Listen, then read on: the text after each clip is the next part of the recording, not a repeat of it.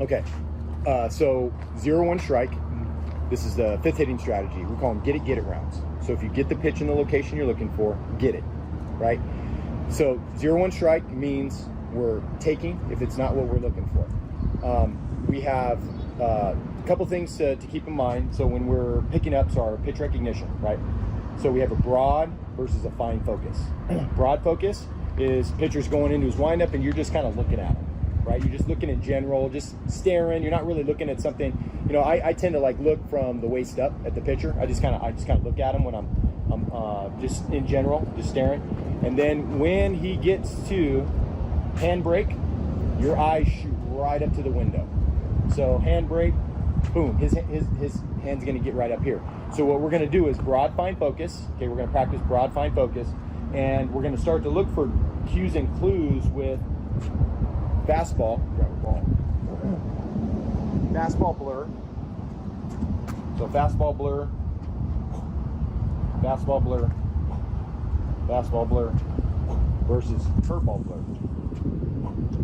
See the difference?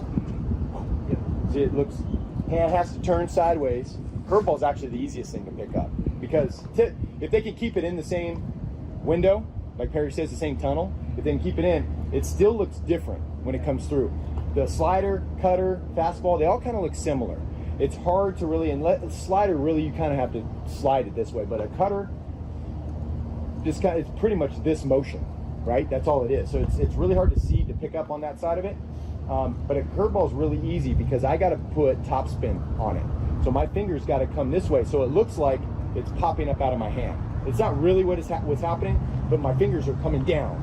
It's more of my fingers are coming down, creating kind of a visual that it looks like that, right? And a couple other things are happening that are different is you're seeing more ball with the fastball blur.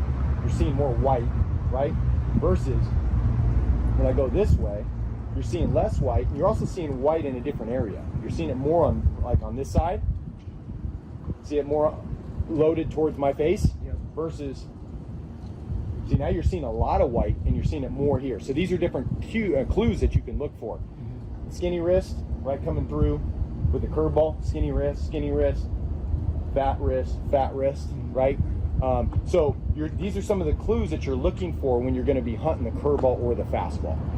So the other piece, and then we'll get going, is fast guy pattern. The two main categories that we look for, patterns: fast guy pattern, slow guy pattern.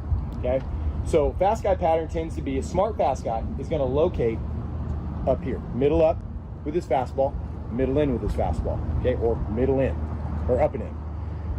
He's going to go breaking ball, change up, down, middle away. So we can't even hunt the fastball here and here if he's locating both.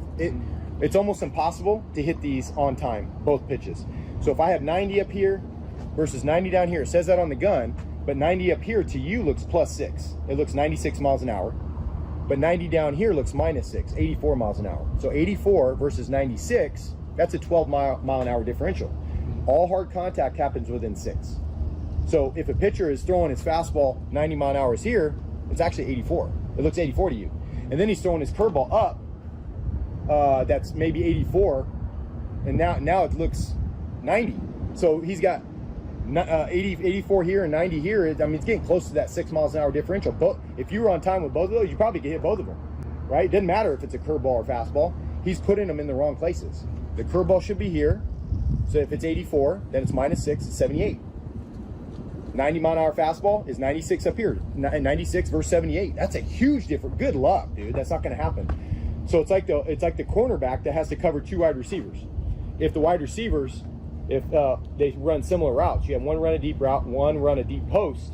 All you got to do is you got to sit in the middle, watch the quarterback, and then peel off wherever you got to go, wherever he's looking, right? But the problem happens is if you got one that runs a deep route and one that runs a 10-yard cut in. Can you cover both of them? You can't. It's impossible. So you got to either have DB, you got to have a secondary in the back that can help you, and then you cover the guy up the middle, or you cover this guy and you got an outside linebacker that can cover this guy up the middle, right? Yeah. So it's the same with this. So we either got to hunt this or we got to hunt this. We can't hit both these pitches. And now if you got a smart guy that's going hard up, change up away, Not gonna happen, dude. Not gonna happen.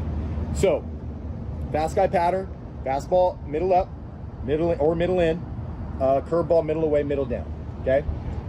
Slow guy pattern, everything's middle away, everything's middle down. Fastballs and breaking stuff. Now you're gonna face some little bit better pitchers. You might have a slow guy pattern. He might be smart and come up with a fastball, right?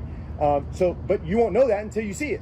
Once you see it and you see a pattern, this slow guy is actually going up and in on somebody's hands. It does work, but the slow guys, for whatever reason, don't think that they can come up and in. They don't think they can make it up. They think some guy's gonna smash it. Well, if he's got a changeup that comes down and in, you see a guy foul it off down the left field line, and then he takes his 80-mile-an-hour fastball and come up. Dude, it's still a big, huge speed differential. He's not going to be on time on this. He's probably going to foul it back and then go with the slider middle away. And then he's rolling over that thing to the left side, right? Even if he throws slow. But for all intents and purposes, I'm teaching you a couple basic patterns, and then you'll start seeing different patterns from those, deviations from those. Could be a fast guy using a slow guy pattern, could be a slow guy using a fast guy pattern, but just in general, this is what we're seeing. So let's do for this get it round. We'll do a fast guy pattern because it's the harder one to do, a little bit more challenging. Okay. So when we do get it rounds, if you want more fastballs, if you want to hunt more fastballs, start at the front plate. If you want to hunt more curveballs, start at the back plate. Okay.